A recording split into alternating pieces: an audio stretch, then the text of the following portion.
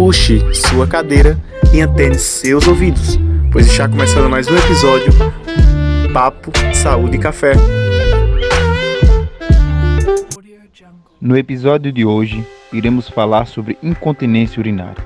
O que é? Quais os sintomas? Como tratar? Essa pode ser a sua dúvida ou da sua comadre. Então aumenta o som e preste atenção na história da Dona Ana.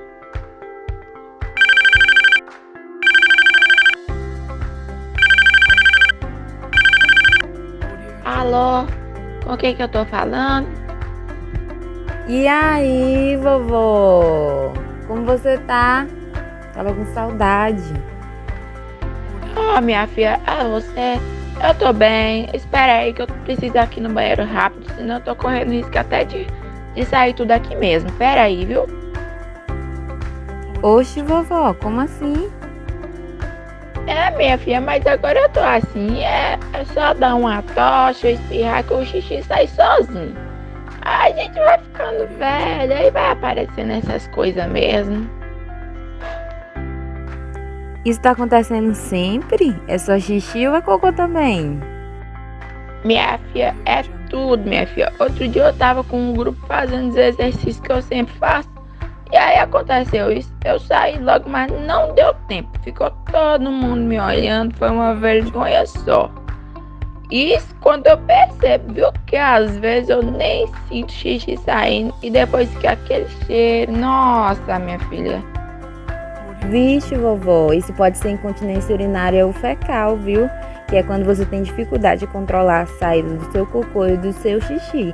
Pode ser causada por inúmeras coisas, mas nós precisamos ir no médico e investigar melhor e ver o que está acontecendo. Porque o corpo ele vai mudando conforme a gente vai envelhecendo.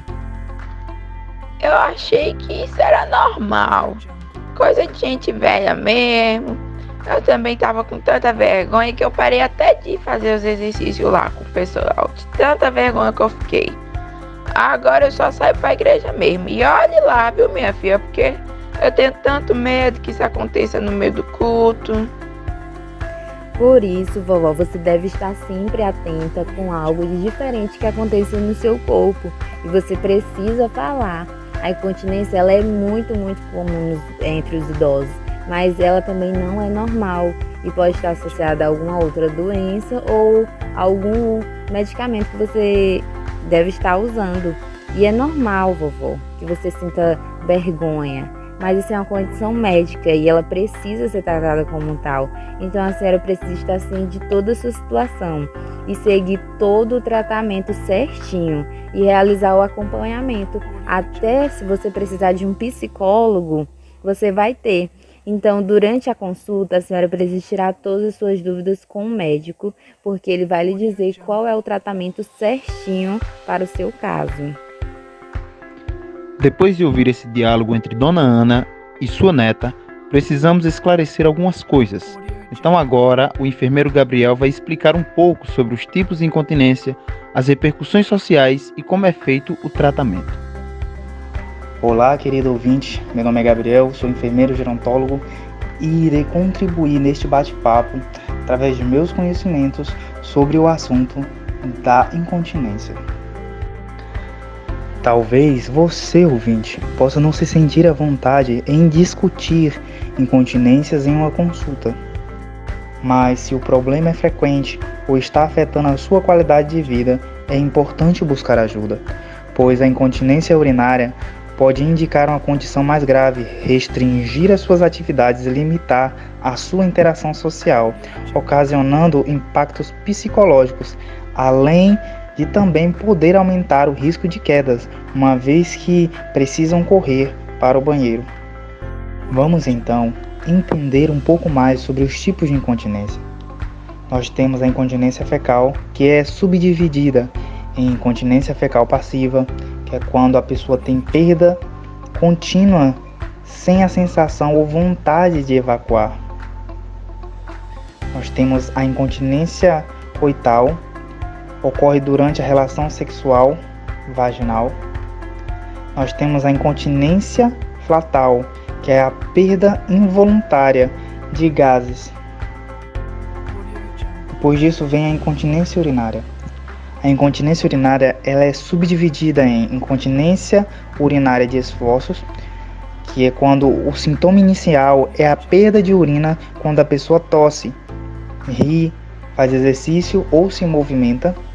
A incontinência urinária de urgência, que é quando de repente aparece a vontade de urinar no meio de atividades diárias e a pessoa não consegue segurar e começa a urinar antes de chegar ao banheiro. E por fim, a incontinência mista, que é a junção dos dois subtipos já mencionados. Na escolha do tratamento, o seu médico avaliará o seu caso em particular, dependendo do tipo de incontinência, da gravidade e da causa dessa incontinência, podendo ser necessária uma combinação de tratamentos.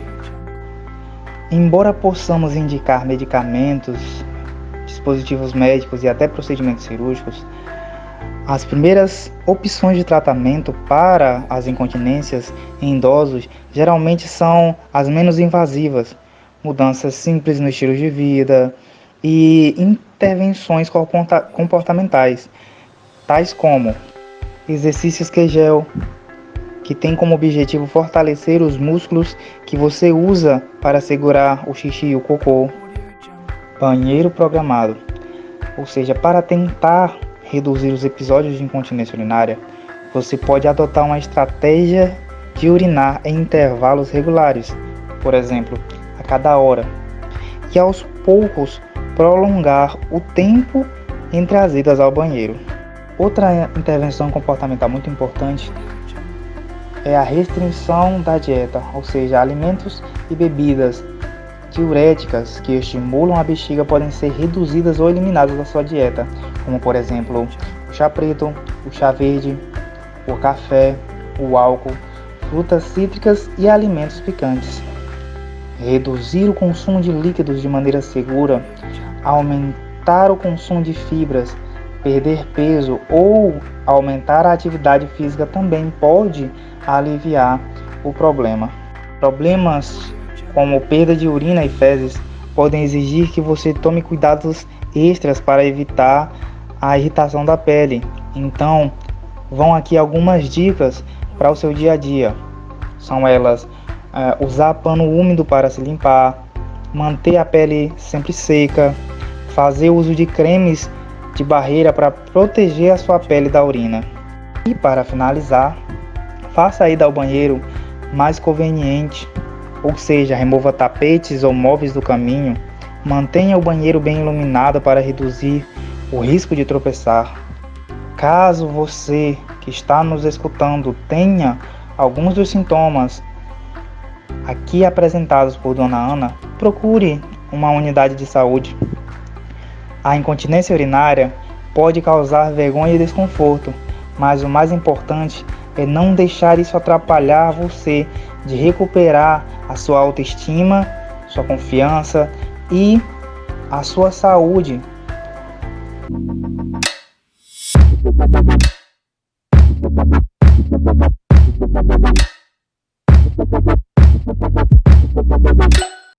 Para que não haja dúvidas, responderemos algumas perguntas. Existe alguma coisa que pode ser feita para prevenir a incontinência? Bom, você pode evitar a ocorrência da incontinência por meio de exercícios que visam fortalecer a musculatura da região pélvica e controlar as idas ao banheiro. Os exercícios de Kegel também são muito eficientes e possuem bons resultados. Existem dicas que podem ajudar a conviver com a incontinência? Existem alguns hábitos que podem ser modificados para que haja uma melhoria na qualidade de vida desse idoso, sendo eles diminuição da ingestão de café, controle da quantidade de líquidos ingeridos diariamente, ida controlada ao banheiro, programar as idas ao banheiro, podendo fazer uso de alarme para lembrar, e com isso ir mais vezes ao banheiro e diminuir o volume de urina na bexiga, contribuindo para a diminuição da perda involuntária, e também o uso de absorventes. Obesidade pode causar incontinência urinária? A obesidade pode ser considerada um fator de risco, já que existe um aumento na incidência relacionada a esse fator. Uma possível causa é o aumento da pressão que que o conteúdo abdominal exerce sobre a bexiga, alterando a dinâmica de contração dela e facilitando a perda de urina aos esforços. Também pode estar relacionado ao sedentarismo. Pessoas obesas tendem a ser sedentárias e o sedentarismo enfraquece a musculatura, facilitando a perda involuntária. Todos os idosos apresentarão incontinência urinária? É um processo da velhice? Não é uma regra. Cada idoso envelhece de uma maneira diferente. Existem também os hábitos que podem ou não contribuir para essa condição. É mais frequente em idosos, porém pode acontecer em diferentes fases da vida. Os idosos apresentam várias alterações no corpo conforme vão envelhecendo. E essas alterações modificam a dinâmica urinária por completo. A mulher, especificamente, quando envelhece, entra na menopausa.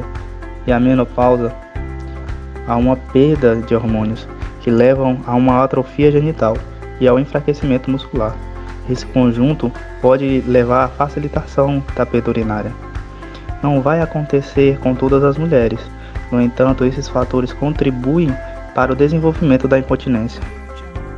Existe uma quantidade de perda urinária que determina se é incontinência? Não. A incontinência é caracterizada pela perda involuntária da urina, sem que a pessoa tenha controle sobre isso. Não existe uma quantidade específica que define o que é incontinência. Qualquer perda involuntária é considerada incontinência urinária.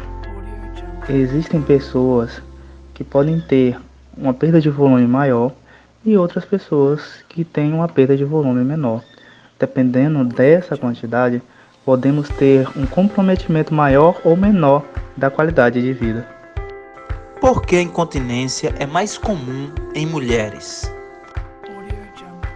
Na gravidez, por exemplo, o aumento do útero exerce uma maior pressão na bexiga, favorecendo a contração da mesma, que não armazena grandes quantidades de urina, fazendo com que a gestante vá mais ao banheiro. Vocês podem questionar que não vê muitas senhoras grávidas por aí, mas é muito comum que as mulheres da terceira idade já tenham tido 2 ou 3 filhos e após uma média de 2 partos normais, a mulher passa a ter um enfraquecimento dessa musculatura pélvica, o que facilita a ocorrência da incontinência. Além disso, tem toda uma questão hormonal.